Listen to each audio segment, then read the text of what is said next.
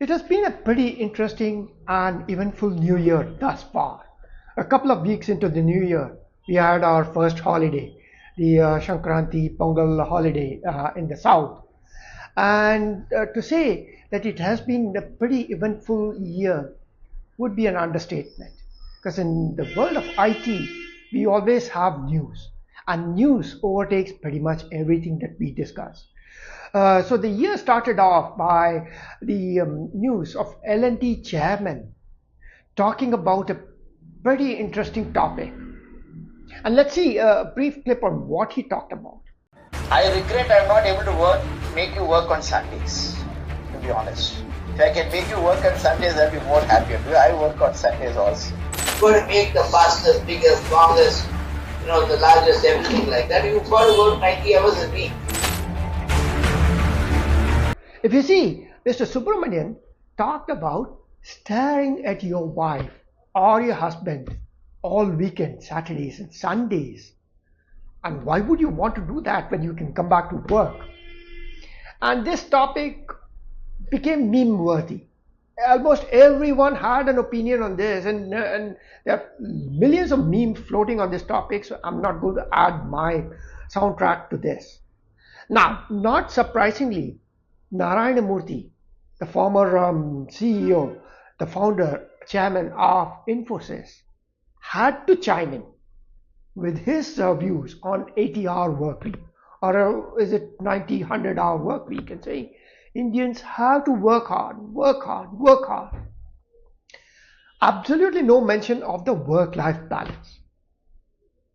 And in the backdrop of all this, there was a rant and a viral rant by an ex-Infosys employee, Bhupendra Vishwakarma, that also went viral.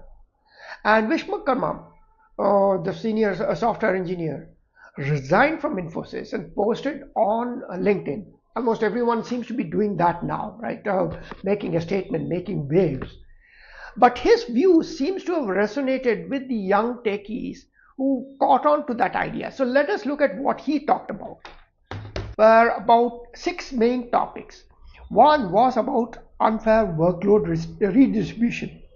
He alleged that his team shrank from 50 to 30 members to improve the productivity, and the workload was distributed among the existing team members, and that led to a lot of stress.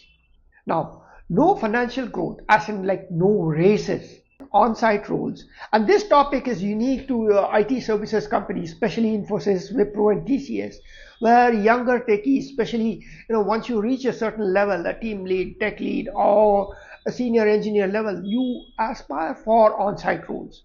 Looks like this guy didn't get it. And lack of recognition.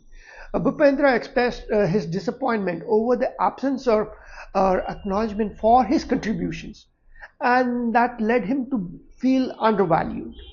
A poor work-life balance, of course, that workload distribution was one catalyst. There are a lot of other similar catalysts, and that was affecting his personal well-being. And utter disregard for employee welfare. Now, that's a pretty broad topic, right? And people do have rants about that. And if you look at from a corporate standpoint, there are two sides of the equation. You're a senior manager, you're an executive running a business unit. You think of the people as resources.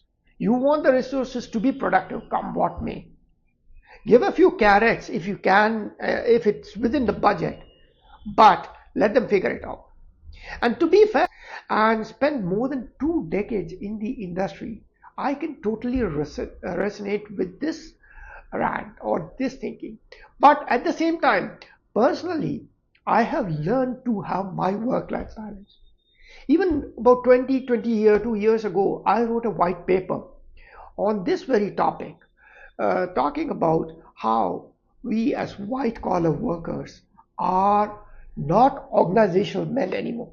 We cannot depend on a single organization to nurture our life, our work life. We are all free agents. We have the skills, we have the talents, and we go where our talents are appreciated, where we are in demand. And this brings me to a model that I've been thinking about in this context. It's a pretty famous bestseller book by authors who studied the Ikigai Japanese way of thinking, the Zen model, and came up with a rather inelegant concentric circle that tries to explain this concept of work-life balance and what is your purpose in life.